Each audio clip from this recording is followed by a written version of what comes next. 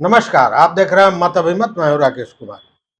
मित्रों, कल 21 राज्यों के 102 लोकसभा सीटों के लिए चुनाव हुआ।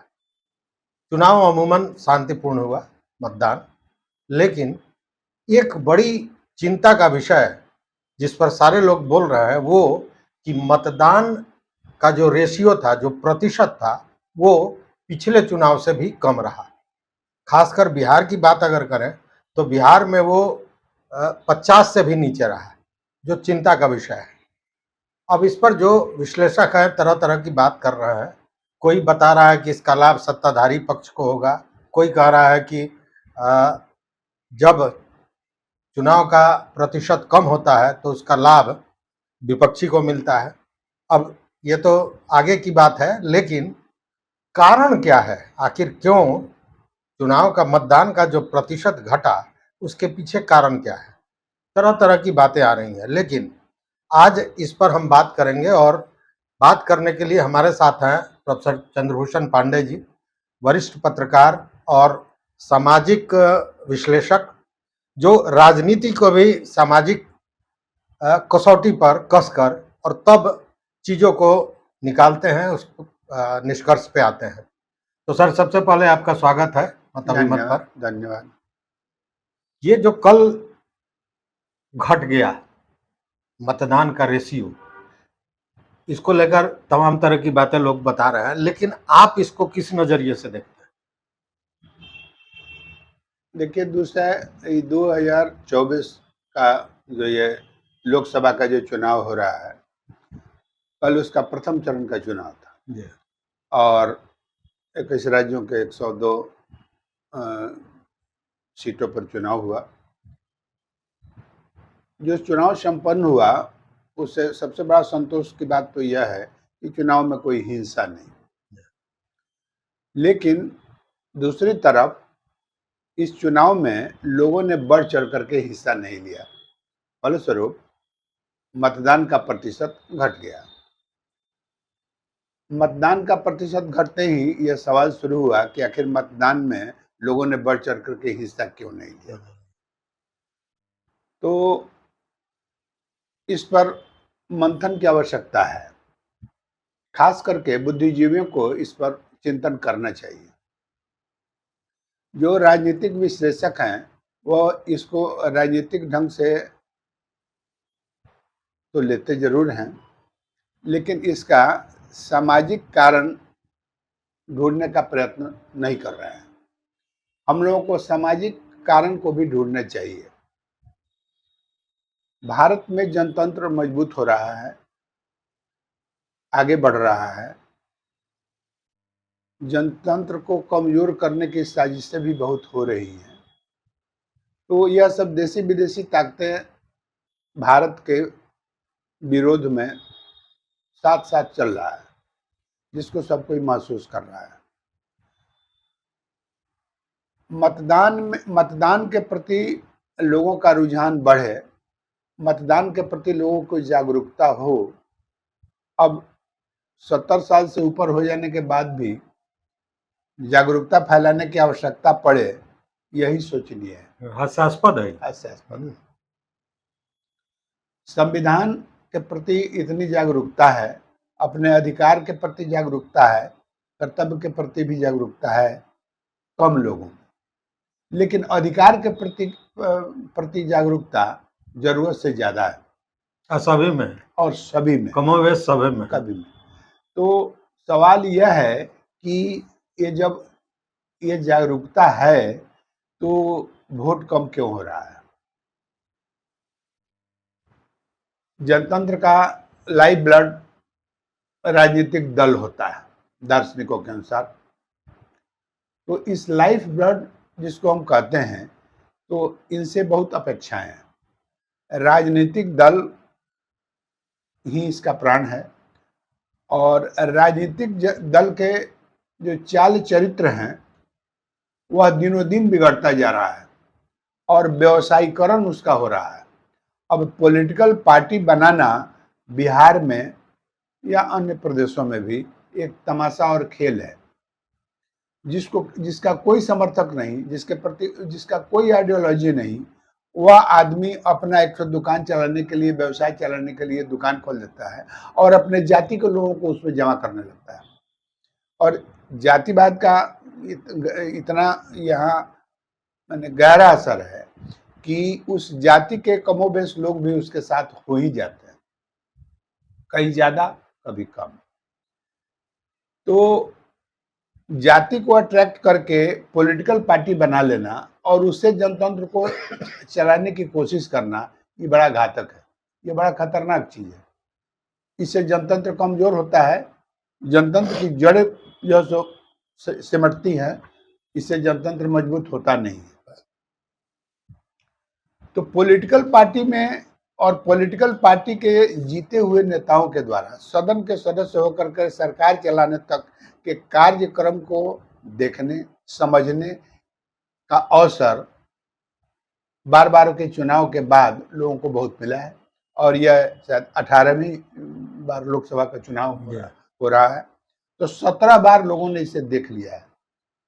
जो लोग जीत करके जाते हैं उसमें से बहुत कम ही लोग होते हैं जो जनता की बातों को फिर से सुनते हैं या जनता के सामूहिक गृभांश को कभी सुनते हैं। ऐसा मौका हम नहीं देखा है कि किसी कंस्टिट्यूंसी में कभी कोई विधायक, कभी कोई एमपी जनता को बुला करके कहे कि किस क्षेत्र की क्या समस्याएं हैं, इसको साझा किया जाए और उसका एक प्लान तैयार किया जाए जो सरकार पर दबाव दे करके उस जनहित में उस कार्य को किया जाए। ऐसा प्रयास कभी किसी पॉलिटिकल पार्टी के किसी प्रतिनिधि ने, किसी सदन के प्रतिनिधि ने कभी नहीं किया है। यहाँ तो कभी नहीं हुआ, बिहार में कभी नहीं चलता है।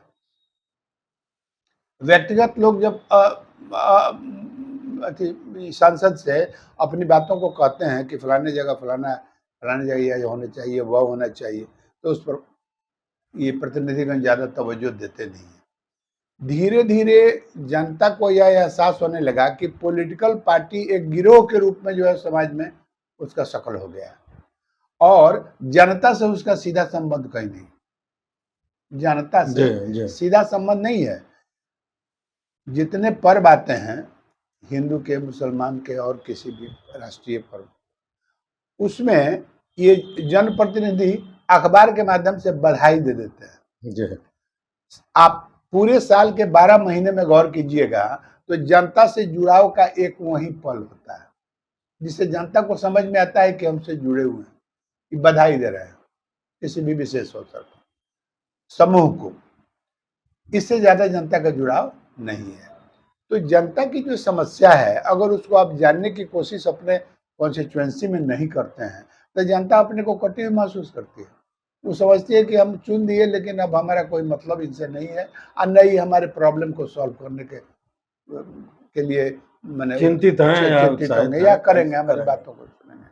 चाहे वह पेयजल की समस्या हो, बिजली की समस्या हो, वो सिंचाई की समस्या हो, स्वास्थ्य की समस्या हो, शिक्षा की समस्या हो।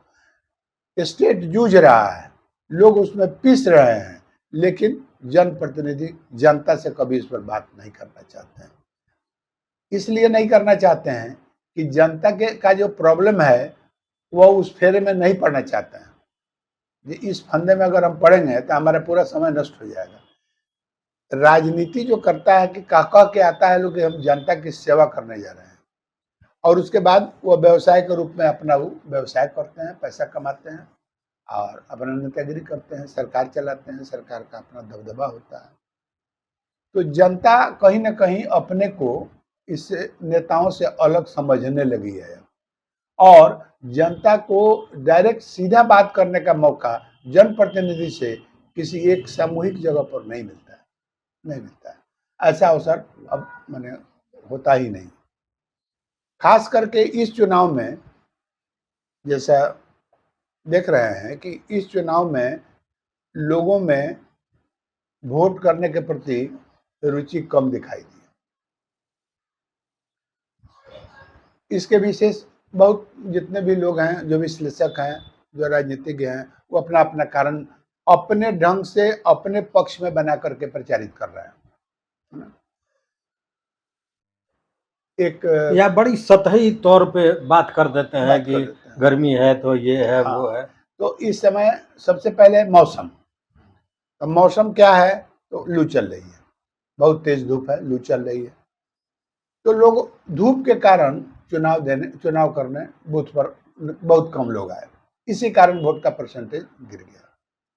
पहला कारण यह बताते हैं।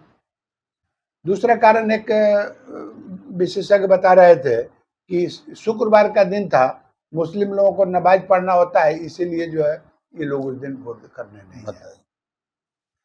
तो इस बात को मैंने ठीक है सर, आप बात कहे तो हमको तो बड़ा होशियारी है इस पर, ये हास्यास्पद बात जैसा लग रहा है। तो जो मुस्लिम भाई लोग नमाज पढ़ने तो जाते एक घंटा न नमाज होता है, 1 घंटा 1.5 घंटा समय लगता है, उसके बाद तो पूरा दिन खाली ही रहता है। तो 2 बजे से लेकर के 5 बजे तक जो चुनाव है तो उसमें भाग नहीं ले सकते हैं। नहीं, आज सवेरे से ले सकते हैं, सवेरे से भी ले सकते हैं। तो अगर रुचि है तो हिंदू और मुसलमान का इसमें कोई मतलब नहीं। तीसरी बात इन लोगों का कहना है कि बिहार के ज्यादातर मजदूर लोग और लोग बाहर में नौकरी करने चले जाते हैं, इसीलिए वो लोग एब्सेंट हैं और इसलिए वोट का परसेंटेज कम हो गया। भैया वोट का परसेंटेज जो कम हुआ है तो किसी भी एक गांव और टोले में 5 से 7 आदमी से ज्यादा गांव का बाहर कमाने लोग नहीं। सर इसमें एक और बात है कि ऐसा थोड़ा है कि आज ही पलायन हुआ है, इधर तो पलायन कम हुआ है, सच्चाई ये है। पहले तो इससे ज्यादा था, लेकिन ज्यादा था तो परसेंटेज ज्यादा था। पलायन कम हुआ है क्योंकि ये कोरोना के बाद बहुत लोग ऐसे हैं जो यहाँ आए तो रह गए, वो फिर दोबारा नहीं गए। नहीं, इसको इसे मैथमेटिक्स से देखिएगा कि 100% वोटर्स जो हैं उसमें से अगर 5% वोटर्स बाहर कमाने चले गए हैं तो उसे परसेंटेज गिर जाएगा। नहीं, सवाल नहीं। जो गांव में रहते हैं वो तो वोट देंगे ही नहीं, परसेंटेज 100% तो होता नहीं है। 60% 70% होता, मैंने अमूमन 60% के लगभग बिहार में चुनाव मतदान होता रहा, 60-62 ये सब यही होता रहा, सामान्य रूप से होता है। लेकिन अपनी बार 40 से 50 के बीच में आ गया, इसलिए यह सब बातें हो रही हैं।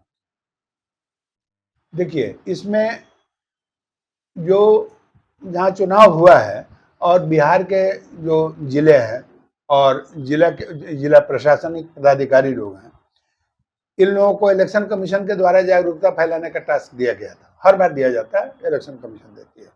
उसमें वॉलंटियर ऑर्गेनाइजेशन, एनजीओ और लोगों का भी सहयोग लिया जाता है।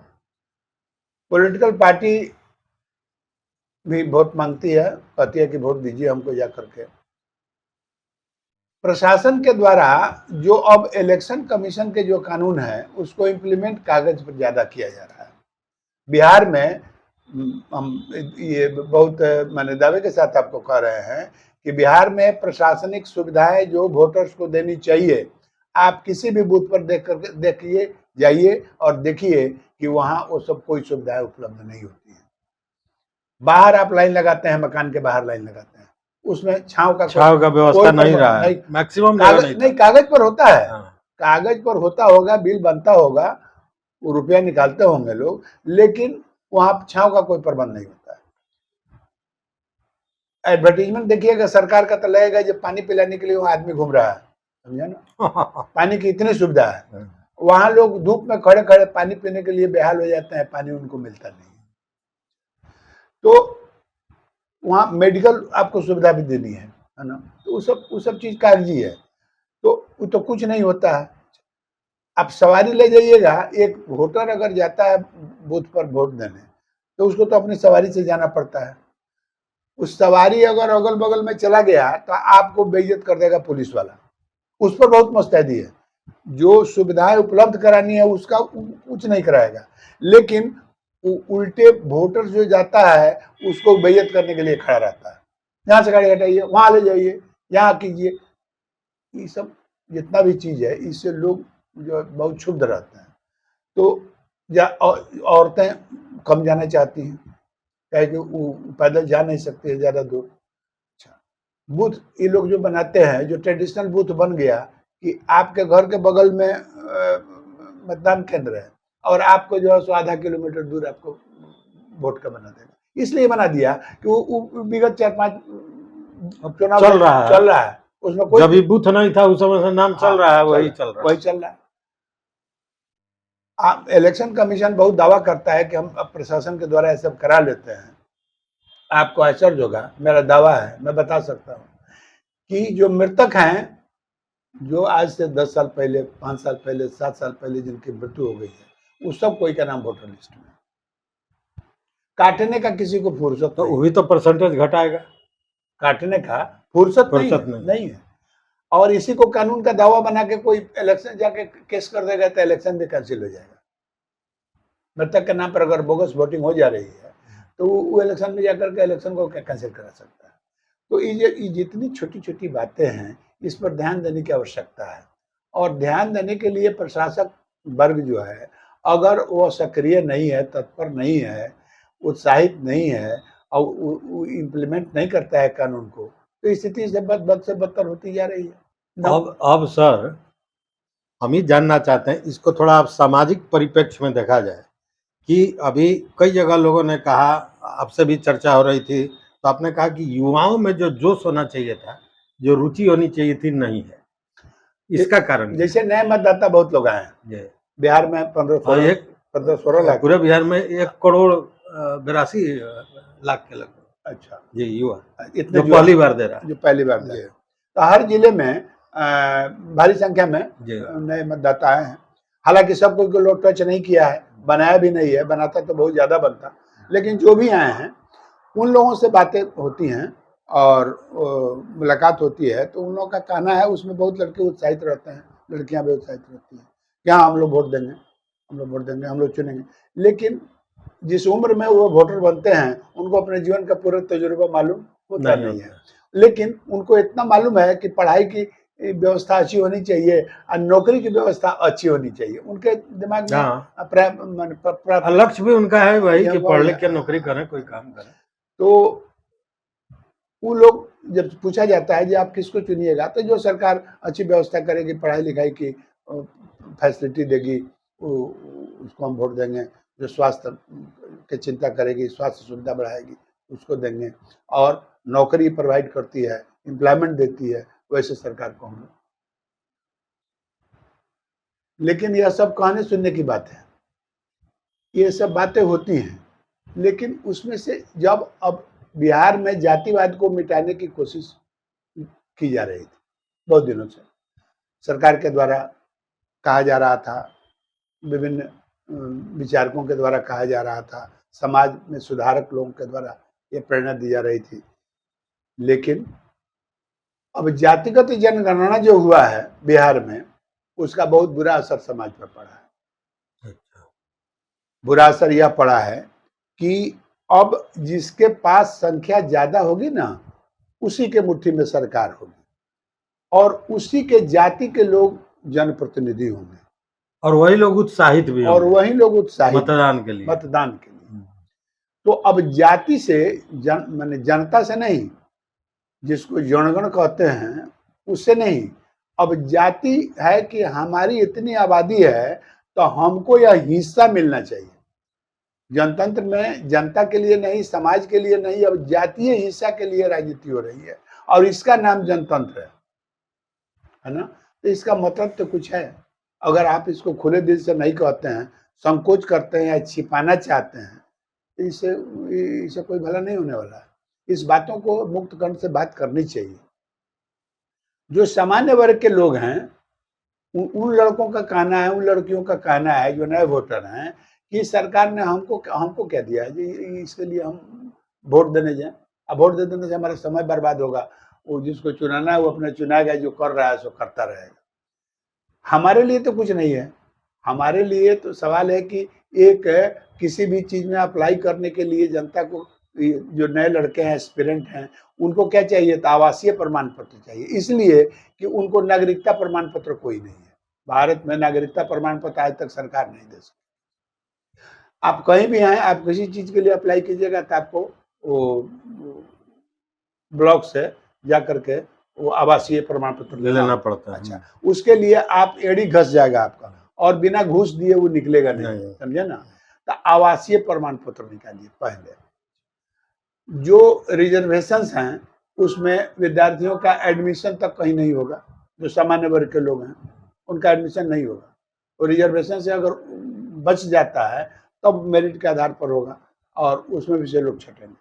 स्वास्थ्य में इनको कोई लाभ नहीं है, स्वास्थ्य सुविधा इनको कोई सरकार से दिया नहीं जा रहा है।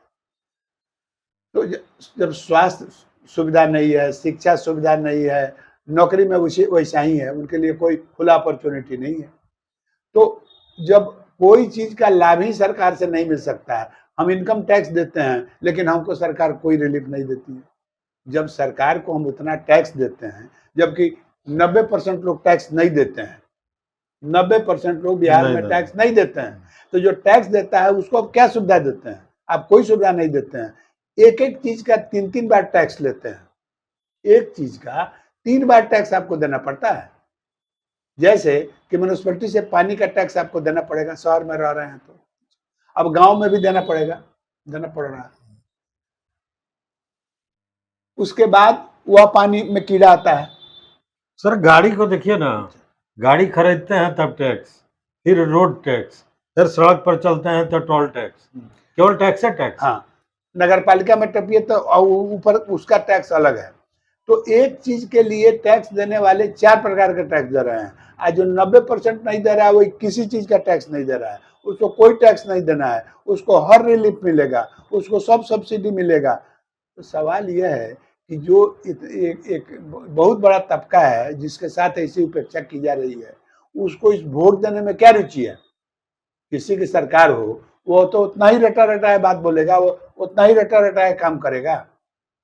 और इधर सरकार चुनने में अब जब अपना लोग कोई पार्टी मैनिफेस्टो जो है वो चुनाव के बाद लोग पढ़ता है, समझे ना?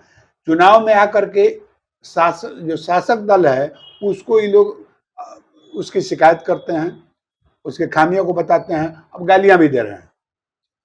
और जो विपक्ष में है वो सिर्फ इसी में अपना पूरा समय लगाता है, और जो शासक वर्ग है वो अपनी उपलब्धि को गनाता है कि जो किया है सो हमने किया।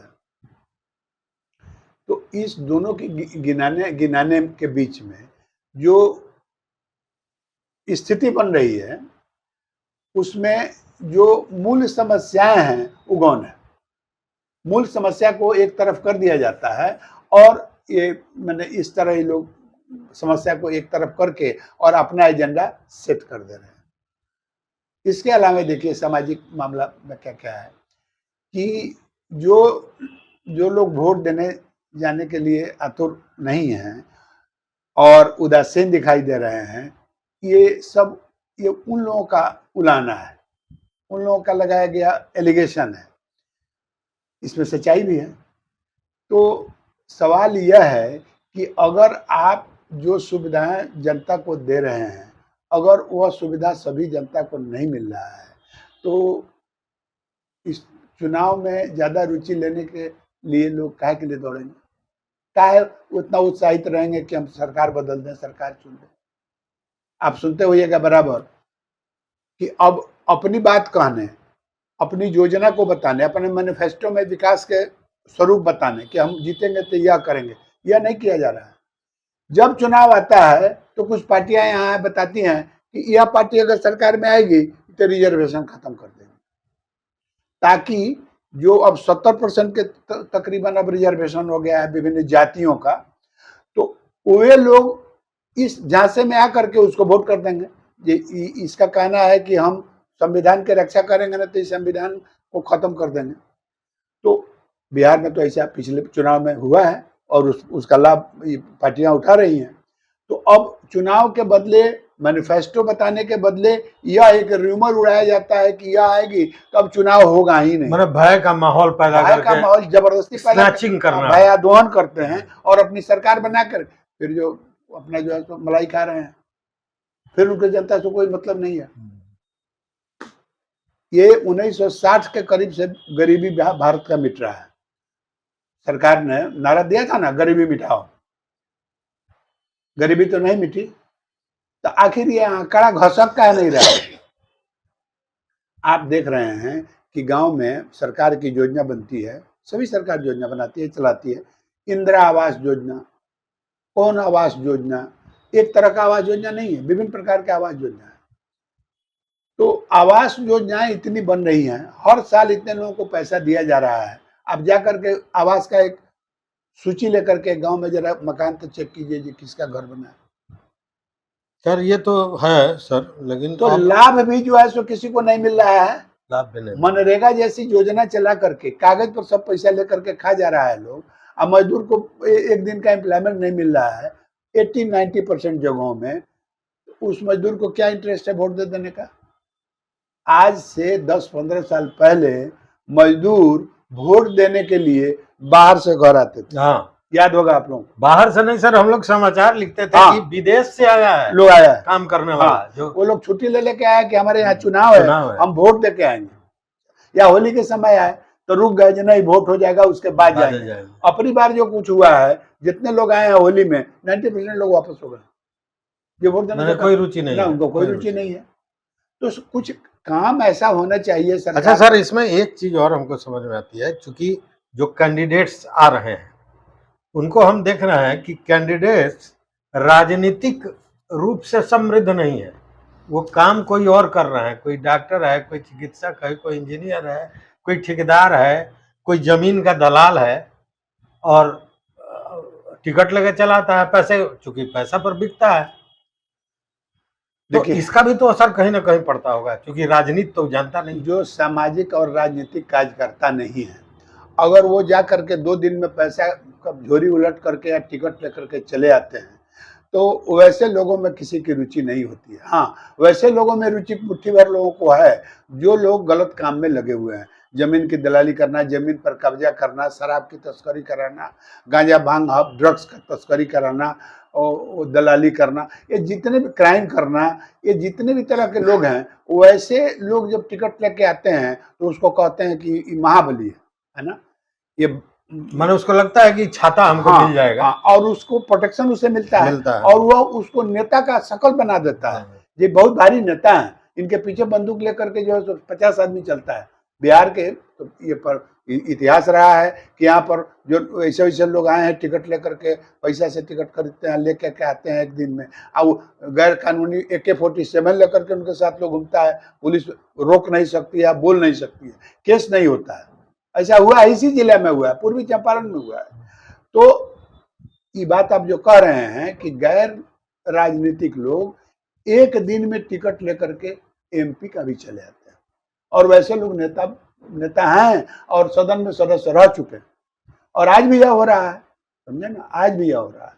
तो ये भी एक बड़ा कारण है जो उनकी रुचि इससे घट रही है, राजनीतिक लोग की रुचि घट रही है। क्योंकि मान लिया जाए कि 4 कैंडिडेट खड़ा है और चारों कहीं ना कहीं उसी पृष्ठभूमि से आ रहा है जो राजनीतिक नहीं है या फिर क्राइम से जुड़ा हुआ है, तो जो प्रबुद्ध व्यक्ति है, जो बुद्धिजीवी है, वो कहता है कि भाई सब कहते हैं क्या हाल है, कहाँ जाए, चलो छोड़ो हटाओ, वोट मत दो। आप देखिए ना, किसान की हालत देखिए, एक बहुत बड़ा वर्ग है, प्रधानमंत्री जी कहते हैं कि इस जाति में विश्वास नहीं करना चाहिए, तो अब तो जातिवाद को सरकार बढ़ावा दे रही है और उसी के अनुसार सब काम शुरू हो गया है, और जाति के अनुसार अफसरों की अब पोस्टिंग हो रही है, सरकारी पदाधिकारी की पोस्टिंग जाति देख करके की जा रही है बिहार में, समझे ना। तो विश्वास नाम का तो अब कोई चीज है नहीं, इसलिए कि मान लीजिए कि कोई आदमी जाता है किसी पदाधिकारी के यहाँ, जाने वाला आदमी देखता है कि पदाधिकारी हमारे जात का नहीं है, तो समझता है कि हमारा विरोधी है, हमारा काम नहीं करेगा, समझे ना। इसलिए प्रशासन के लोगों पर से विश्वास भी उठ गया है, जैसे पुलिस से लोगों को विश्वास उठ गया है कि पुलिस हमारी सेवा के लिए नहीं है, हमको एक्सटॉर्ट करने के लिए, समझे ना। तो इसीलिए बिहार में रूलिंग कास्ट भी कहा जाता था, यह सबसे ज्यादा बिहार में ही चलता है। जिस जात के मुख्यमंत्री हो उस जाति को लोग बिहार में रूलिंग कास्ट कह देते हैं, और उनसे लोग थाना, पुलिस, दरोगा, कलेक्टर, SDO सब उससे लोग डरते हैं, जिस जाति के आदमी को छूने पर हम फेरा में पड़ जाएंगे। तो रूलिंग कास्ट इसी से पैदा हुआ है, इसी दलदल से पैदा हुआ है रूलिंग कास्ट। नंबर 2, इसमें एक बात जो हम लोग कर रहे थे कि जो शहरी लोग हैं, ये देहाती जो लोग हैं, जो हम लोगों का रूरल एरिया है, उससे ज़्यादा ये लोग माने चैतन्य होते हैं, ये अपने अधिकार और कर्तव्य सबको समझते हैं और कानून को भी समझते हैं।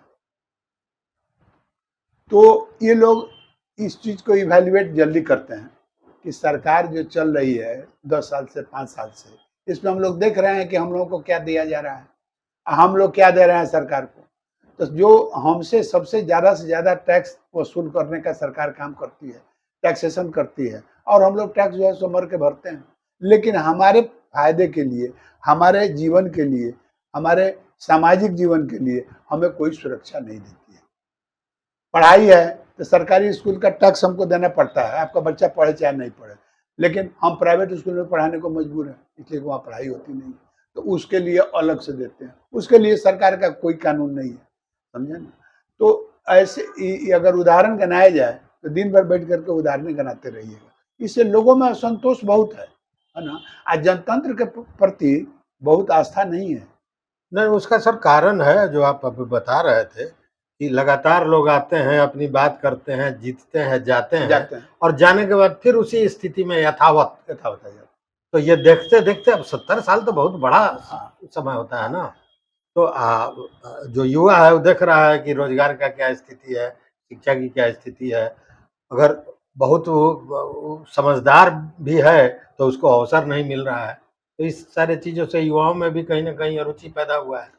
देखिए, आप शायदों की तरह बिहार वासी जो हैं वो कैसे टैक्सेशन से मर रहे हैं, पिच रहे हैं उसमें। बिहार के मुख्यमंत्री नीतीश कुमार जी ने यहाँ पर इसको ड्राई स्टेट घोषित कर दिया, शराबबंदी कर दी, यह कह करके कि शराबबंदी हो जाने से बहुत फायदा है, यह है वो है, जो है वह ड्राई हो गया। शराबबंदी हो जाने के बाद शराब की तस्करी से करोड़ों रुपए अफसरों की आमदनी बढ़ गई है और तस्करों की आमदनी अरबों में बढ़ गई है, समझे ना, बढ़ गई है। लेकिन पिस कौन रहा है इसमें? आम लोग।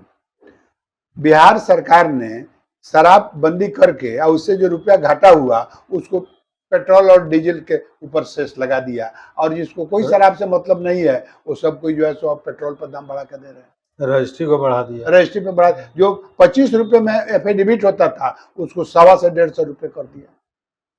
तो क्या है, आम आदमी पर टैक्स लाद दीजिए और चल रहे हैं। अच्छा, चुनाव में इसकी कोई चर्चा नहीं होती है, इसकी चर्चा नहीं होती है, क्योंकि इसकी चर्चा होगी तो कल ही खुल जाएगी, कल ही खुलेगी। समाज को व्यवस्थित कैसे किया जाए वो कुछ नहीं है।